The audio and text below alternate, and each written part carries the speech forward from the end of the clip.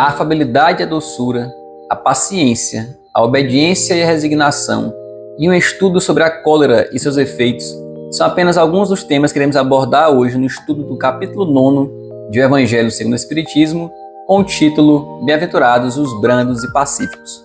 Sejam bem-vindos a mais um vídeo do canal Davi Menezes, o Semeador Espírita, e é um prazer conversar sempre sobre os ensinamentos da doutrina consoladora. Você, então, colabore conosco deixando o teu like e te inscrevendo no canal. E ao final, lembra de compartilhar esse vídeo com os amigos para que mais pessoas recebam essa mensagem de luz e de esperança. E também, deixa um comentário aí para fortalecer ainda mais. Pode criticar, elogiar, sugerir novos temas e novos quadros para o nosso canal, que é sempre um prazer interagir com vocês. O tema de hoje, portanto, o capítulo inicia falando sobre injúrias e violências.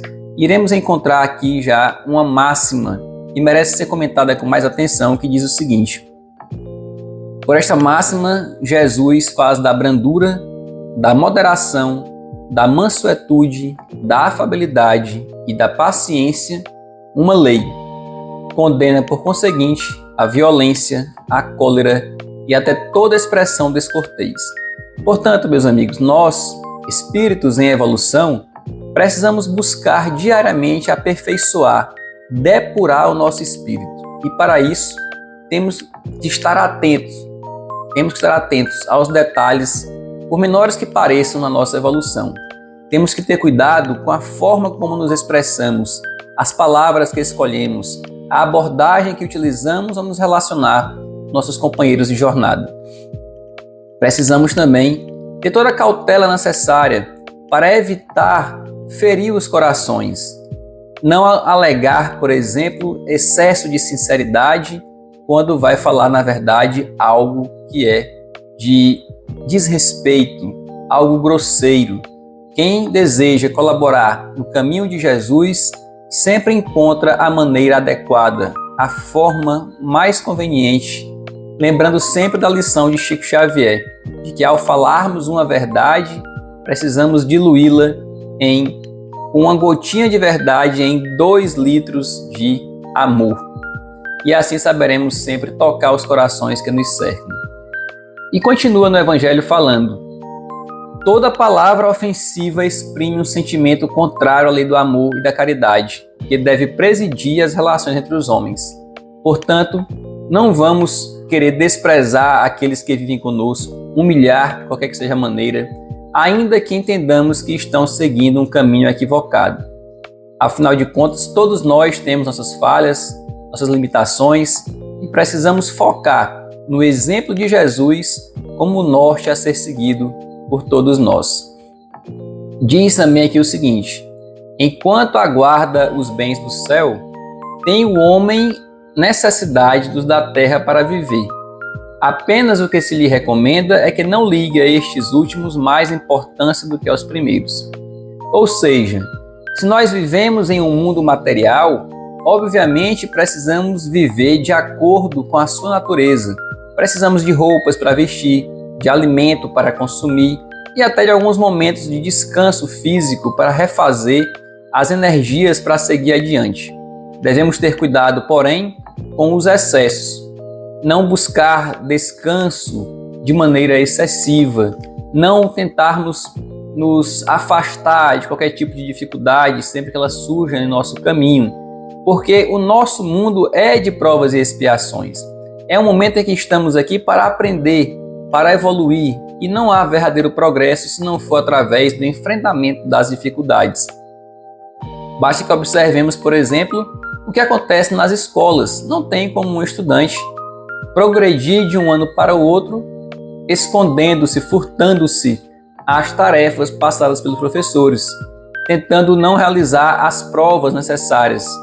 Todos temos que enfrentar esses desafios para assim adquirirmos novos conhecimentos e merecermos novos progressos, seja na escola mundana e, acima de tudo, na escola espiritual. No tópico seguinte, ele fala da afabilidade e a doçura e inicia dizendo o seguinte: a afabilidade e a doçura nem sempre há que fiar nas aparências. Temos que ter muito cuidado com isso.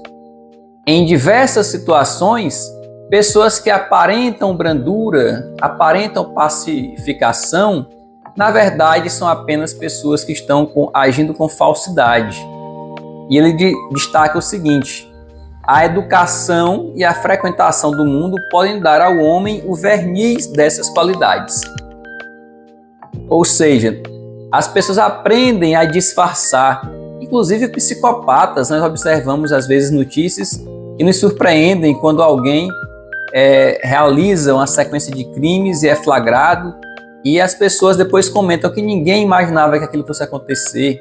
Era uma pessoa tão bondosa, tão cumpridora dos seus deveres, um pai dedicado, uma mãe dedicada, e agora vai e comete esse crime tão bárbaro, ou esses crimes tão hediondos.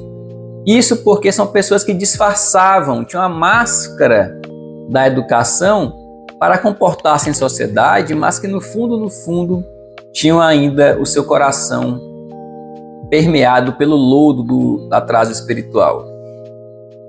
E diz ainda: quantos há cuja tingida bonomia não passa de máscara para o exterior? O mundo está cheio dessas criaturas que têm nos lábios o sorriso e no coração o veneno. Infelizmente, meus amigos, temos que lidar com isso ainda por muito tempo, porque estamos, volto a dizer, em um planeta de provas e expiações, e é nesta convivência que nós iremos despertar cada vez mais para a prática do bem. É no contato com as práticas inferiores, com as vivências, com atividades que geram muito mal, que iremos despertar cada vez mais para perceber que não é um caminho que deve ser seguido. E diante desse extremo que nos choca, procuraremos cada vez mais seguir o exemplo de Jesus como o único adequado para a nossa plena evolução espiritual. Eu destaquei uma frase que eu li no livro do Hamlet e que acho que tem muito a ver com isso, quando diz o seguinte: em relação a um dos personagens, ele fala assim, Horácio falando sobre o Osrico, diz assim: para mamar, ele fazia mesuras aos peitos da ama, como os muitos do mesmo rebanho que constituem o encanto de nossa época superficial. Adquiriu apenas o tom da moda e o verniz da sociedade, que como espuma fina o fazem passar através das opiniões mais joeiradas e batidas. Mas bastará soprar para que as bolhas se desfaçam. Então, meus amigos, isto acontece muito. Pessoas que têm aquela aparência de bondade, mas que diante da primeira contrariedade, elas mostram quem realmente são. Pulam lá longe com palavras agressivas e condutas reprováveis. Tenhamos cuidado, porque, como diz no popular, nem tudo que reluz é ouro. E, acima de tudo, cuidemos para que nós não nos enquadremos nessas circunstâncias, que nós realmente consigamos colocar em prática aquilo que está em nosso coração e que seja sempre uma coisa boa, seja sempre um objetivo de colaborar com quem está no nosso caminho, de olhar o mundo com mais brandura, com mais amor e com mais compreensão. Ele fala também aqui no Evangelho segundo o Espiritismo, neste capítulo, sobre uma classe muito interessante que devemos analisar com cuidado, que é dos tiranos domésticos. São aquelas pessoas que fora de casa são boazinhas, que tratam bem os seus colegas de trabalho, os seus colegas de religião, mas que dentro de casa são pessoas muito exigentes, muito duras, sem qualquer tipo de flexibilidade no relacionamento. Estes, na verdade, são pessoas covardes, são pessoas que não têm coragem de confrontar os que moram no ambiente externo, mas que se impõem pela força, pelo domínio dentro de casa. E Kardec destaca a seguinte passagem de Lázaro neste capítulo, ao dizer: não se atrevendo a usar autoridade para com os estranhos que os chamariam à ordem, acham que pelo menos devem fazer-se temidos daqueles que eles não podem resistir. Envaidecem-se de poderem dizer: aqui mando e sou obedecido. E vem então um complemento essencial que diz: sem lhes ocorrer que poderiam acrescentar: e sou detestado. Não adianta, meus amigos, querermos nos impor pela força aos nossos filhos, aos nossos subordinados do trabalho, seja dentro de casa ou fora de casa, porque mais importante do que ser temido é ser amado. Toda pessoa que consegue conquistar pelo amor, ela automaticamente consegue o respeito daquele que a ama. O contrário nem sempre é verdadeiro. É muito possível alguém ser respeitado pela força e, em vez de ser amado, ser odiado. E aqui Humberto de Campos, ele conta um caso interessante de um casal cujo cônjuge, o esposo, trabalhava fora de casa e dentro de casa ele sempre reclamava com a sua companheira, dizendo que no trabalho as pessoas não cuidavam dos seus afazeres como deveriam, deixava tudo bagunçado, saía do ambiente, deixava a mesa com o grampeador para um lado, a cadeira afastada para o outro lado, sem nenhum mínimo de organização. E a esposa então ouviu tudo aquilo e depois deu um sorrisinho assim discreto, tentando disfarçar, e o marido perguntou do que ela estava sorrindo. Ela disse: não, meu amor, desculpa, é porque na verdade você reclama deles lá que fazem isso, mas aqui em casa você é dessa forma também. Você deixa a toalha jogada pelo chão, quando se afasta da mesa não recolhe a cadeira para o lugar, não sequer leva o prato para a pia para facilitar quem vai lavar. E aí ele ficou então parando para perceber a necessidade de observar essa sua conduta. Nós queremos sempre exigir muito dos outros, mas não fazemos aquilo que recomendamos para o nosso próximo. O tema seguinte é sobre a paciência, que é uma luta constante de muitos de nós. Precisamos desenvolver cada vez mais a capacidade de saber aceitar a vontade de Deus, de entender que nem sempre as coisas acontecem como nós desejamos, mas sempre ocorrem conforme deveriam dentro da lei de Deus. E diz o seguinte aqui, essa mensagem de um espírito amigo transcrita em O Evangelho segundo o Espiritismo. A dor é uma bênção que Deus envia a seus eleitos. Não vos aflijais, pois quando sofrerdes, antes bendizei de Deus onipotente, que pela dor neste mundo vos marcou para a glória no céu. É então, meus amigos, através dessa dificuldade, que quando bem superada, que iremos alcançar os postos mais altos da evolução espiritual. Foi por isso que certa vez Santa Teresa d'Ávila estava a caminho de um mosteiro para poder realizar uma atividade e cavalgando em uma burrinha, a burrinha empacou justamente próximo a uma poça de lama e ela caiu e se melou toda. Neste momento, Santa Teresa d'Ávila, ao levantar-se, disse: "Ô Senhor, mas por que acontecer isto logo agora, quando eu estava indo realizar um serviço em teu nome?" E aí dizem que ela teria visto a presença de Jesus e ouvido uma voz dizendo: minha filha, é porque é assim que eu trato meus amigos." E Santa Teresa d'Ávila, em resposta, teria dito: "Entende-se então, Senhor, por que os tem tão poucos?" Porque, na verdade, poucos estão ainda capacitados a entender que para seguir o caminho de Jesus é necessário fazer uma coisa que ele já tinha dito lá quando veio 2000 anos atrás, que é: toma a tua cruz, vem após mim e segue-me. E quantos de nós não fazemos nem queremos fazer isso? Queremos seguir Jesus, mas afastando a cruz, deixando a cruz para lá, de preferência entre as comodidades do mundo e o conforto dos bens materiais. Prossegue então dizendo: se atentarmos os deveres que nos são impostos, nas consolações e compensações que por outro lado recebemos, haveremos de reconhecer que são as bênçãos muito mais numerosas do que as dores. Nós costumamos reclamar muito das ocorrências do nosso dia a dia, mas quantas e quantas coisas boas ocorrem e nós sequer agradecemos.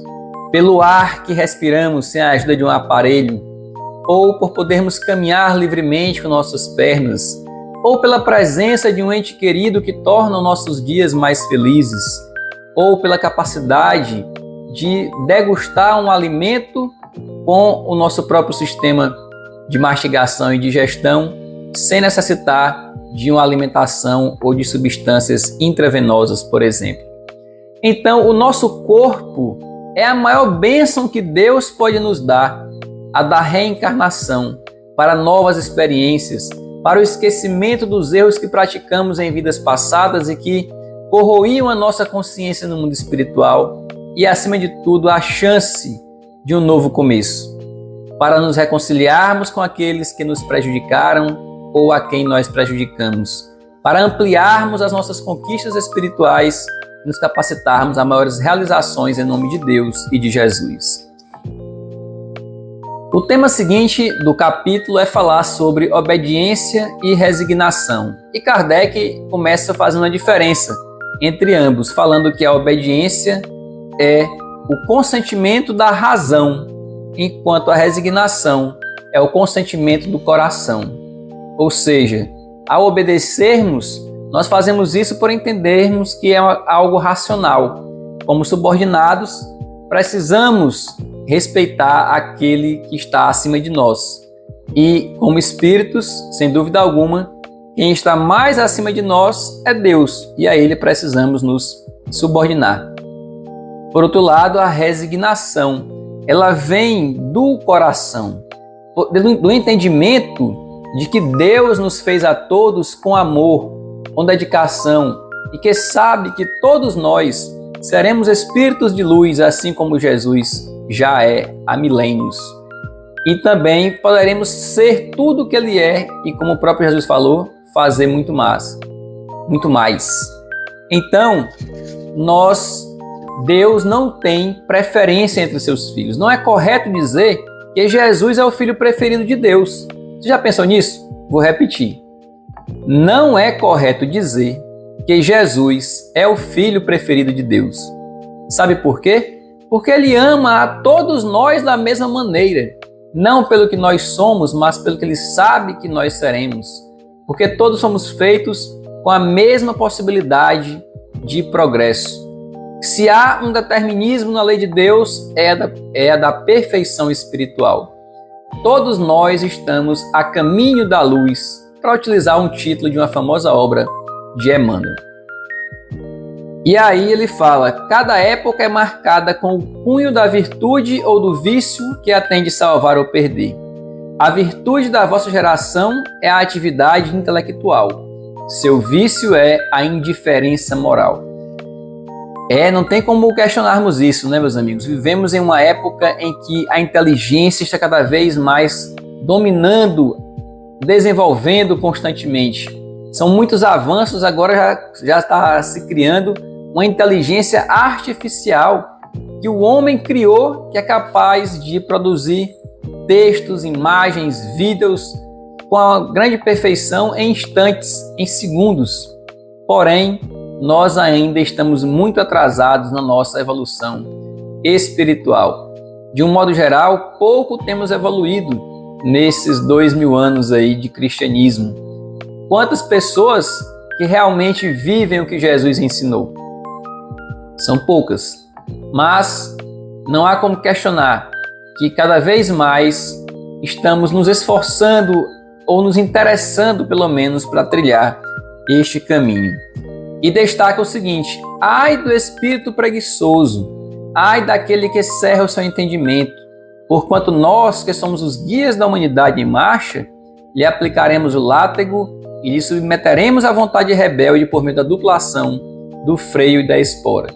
Ou seja, todos nós temos a liberdade de escolha, se queremos seguir o caminho do bem logo de agora, ou se precisaremos passar por dores, limitações e sofrimentos, até sermos despertados que realmente o único caminho possível é o caminho do amor, da vivência do amor de maneira ampla, não apenas no nosso círculo familiar, mas para com todos que habitam este planeta, sejam seres humanos ou demais seres vivos que estejam convivendo conosco.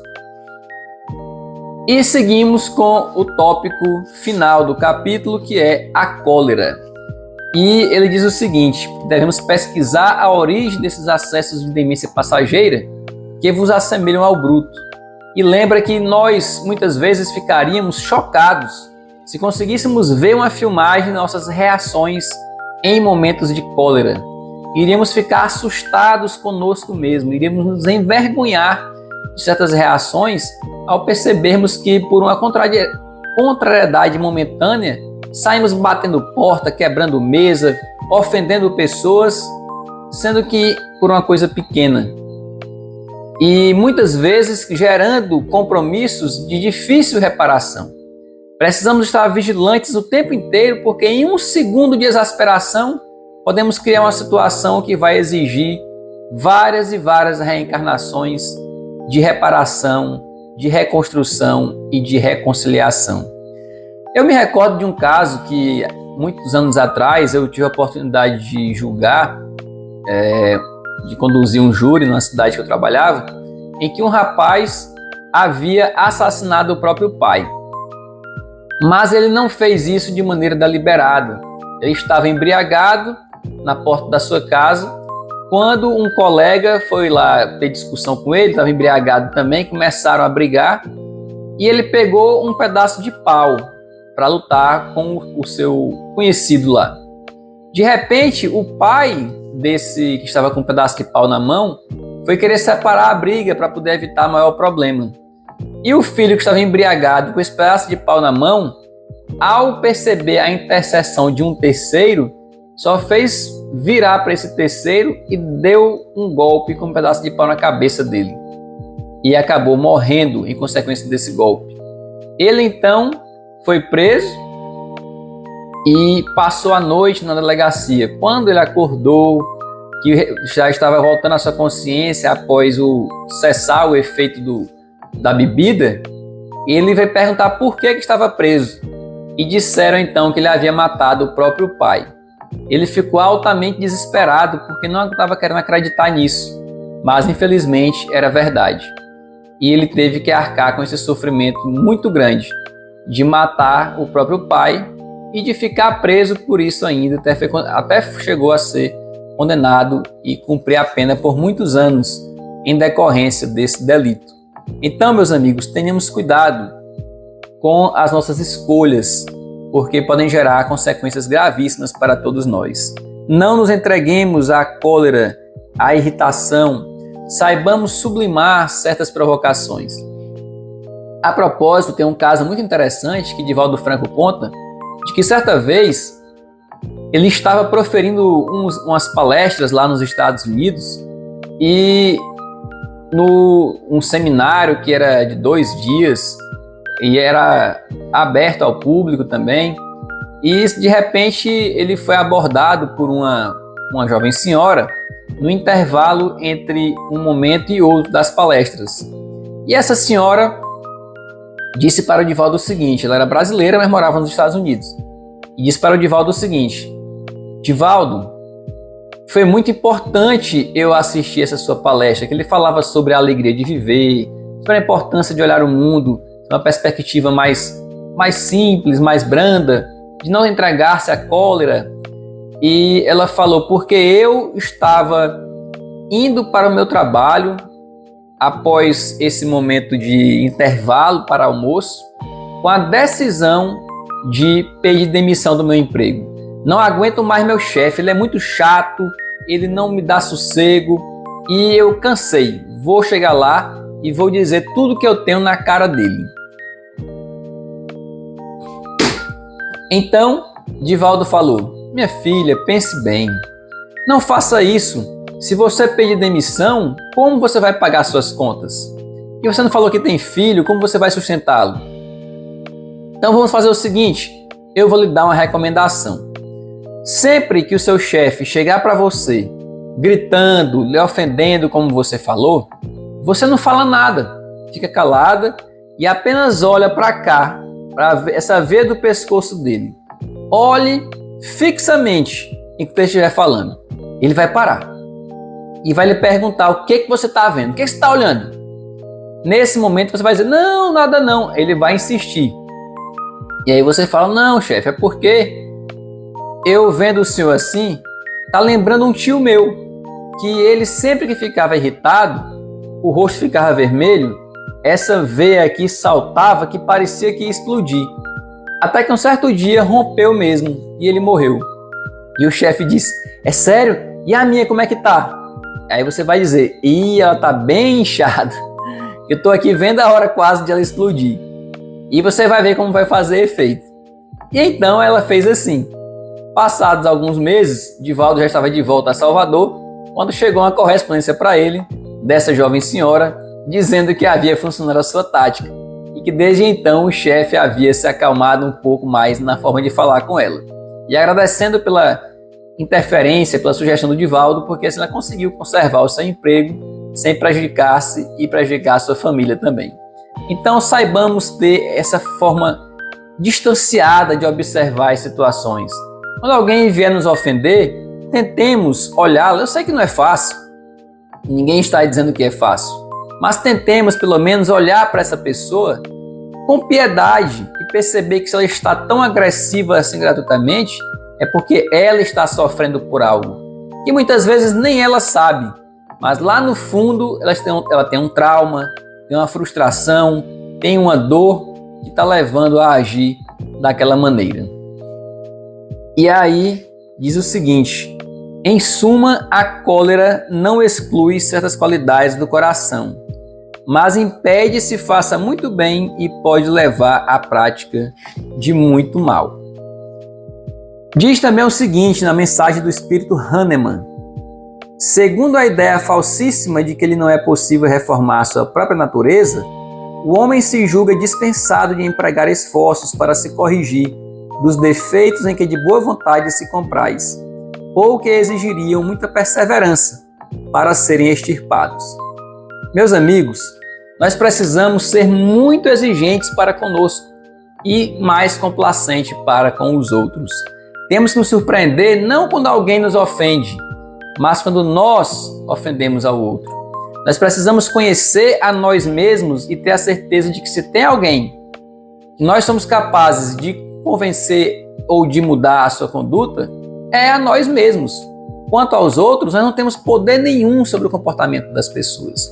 Então, foquemos na nossa transformação moral e assim daremos um exemplo melhor e colaboraremos para a evolução do nosso planeta. E não usemos qualquer desculpa de dizer, porque eu estou sofrendo, porque eu estou doente, porque eu estou com uma situação grave financeira, tendo em vista que aquele que já alcançou a sua evolução espiritual, em nenhuma circunstância se torna agressivo. É o que fala aqui, quando diz assim: um espírito pacífico, ainda que num corpo bilioso, num corpo doente, será sempre pacífico. E que um espírito violento, mesmo num corpo linfático, não será brando. Então não é o corpo que gera o espírito, mas é o espírito que domina o corpo. É o espírito que faz uso positivo ou negativo dos potenciais que Deus lhe concede, assim como também das possibilidades materiais. O dinheiro, por exemplo, e o poder, por si só, não são bons nem maus. O que faz diferença é o uso que damos a essas possibilidades. Como nós usamos o dinheiro? Como nós usamos o poder? É apenas focado no nosso próprio benefício ou tentamos revertê-lo em favor da sociedade como um todo? E aí diz assim: o corpo não dá cólera àquele que não a tem, do mesmo modo que não dá os outros vícios. Todas as virtudes e todos os vícios são inerentes ao espírito. Compenetrai-vos, pois, de que o homem não se conserva vicioso, senão porque quer permanecer vicioso. De que aquele que queira corrigir-se sempre o pode. De outro modo, não existiria para o homem a lei do progresso. É verdade que, volto a dizer, não é fácil. Muitas vezes é necessário uma encarnação inteira para conseguir combater um vício, ou conseguir diminuir bastante aquele vício.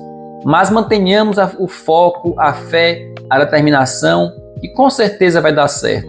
Vejamos o exemplo de Santa Mônica, mãe de Santo Agostinho, que vendo o seu filho entregue a todas as dissipações da juventude, não desistiu de orar por ele, de pedir a Deus por ele. Foram 33 anos de oração, de exemplo, de dedicação, para que o seu filho chegasse à iluminação. Mas funcionou. Santa Mônica conseguiu convencer, conseguiu ser de exemplo para Santo Agostinho, e também conseguiu a intercessão dos bons espíritos através dessa persistência.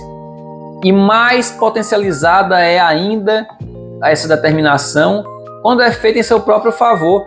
Se Santa Mônica conseguiu isso para Santo Agostinho, imagina o que nós conseguiremos para nós mesmos no esforço diário, na meditação diária, na reflexão constante sobre nossos defeitos e limitações, buscando a cada dia ser melhores do que nos dias anteriores.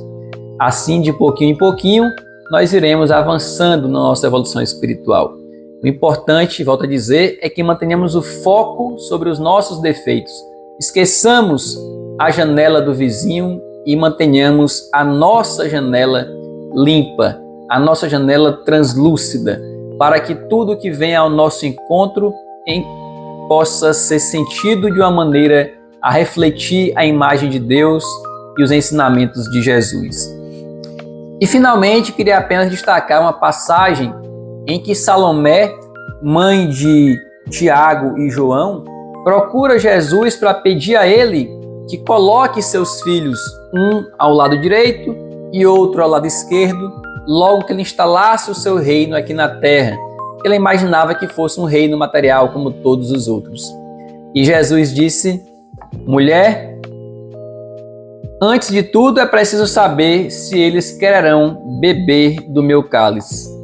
E Salomé voltou um pouco contrariada e relatou o caso para Zebedeu, seu marido.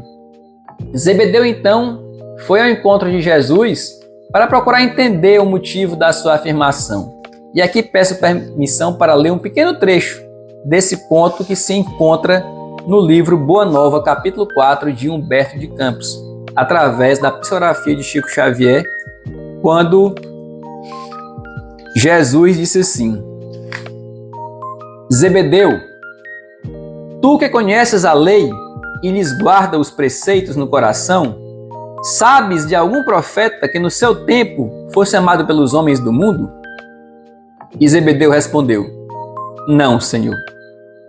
Jesus então retornou com uma pergunta e uma consideração muito reflexiva que todos nós precisamos fazer constantemente, ao falar o seguinte: que fizeram de Moisés, de Jeremias, de Jonas? Todos os emissários da verdade divina foram maltratados e trucidados, ou banidos do berço em que nasceram. Na terra, o preço do amor e da verdade tem sido o martírio e a morte. O reino de Deus tem de ser fundado no coração das criaturas. O trabalho árduo é o meu gozo, o sofrimento o meu cálice, mas o meu espírito se ilumina da sagrada certeza da vitória. A sagrada certeza da vitória. É nisso que nós precisamos focar também, porque sabemos que, ao final, tudo será compensado.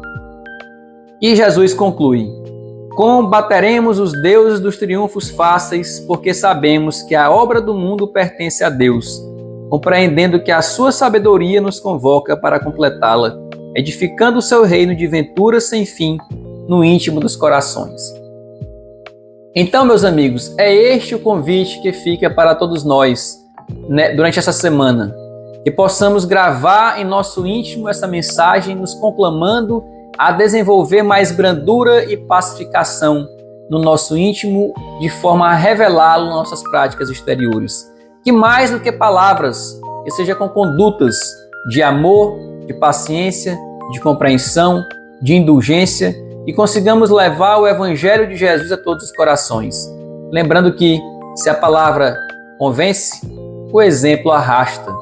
Então, através da nossa transformação moral, nós iremos sensibilizar os corações e mais pessoas irão buscar também esse consolo nessa doutrina maravilhosa que é o Espiritismo e nos caminhos de Jesus, através das suas mensagens inesquecíveis deixadas no Evangelho para todos nós.